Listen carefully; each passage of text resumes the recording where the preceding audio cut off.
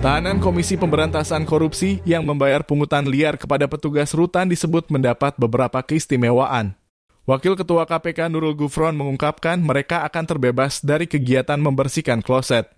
Jadi biasanya yang membayar itu tidak diperintahkan untuk melakukan kerja-kerja, misalnya membersihkan kloset dan lain sebagainya, gitu. Itu yang masih terinformasikan, kata Nurul dalam keterangannya dikutip Jumat 14 Juli 2023. Keistimewaan lainnya yang didapat tahanan yang membayar pungli ialah mereka akan dapat izin menggunakan handphone hingga mendapat makanan minuman tambahan dari pihak keluarga. Yang kami temui itu biasanya berkaitan dengan akses untuk memegang handphone, kemudian akses untuk mendapatkan makanan minuman tambahan dari keluarga, akses untuk mendapatkan keringanan, ungkap Nurul.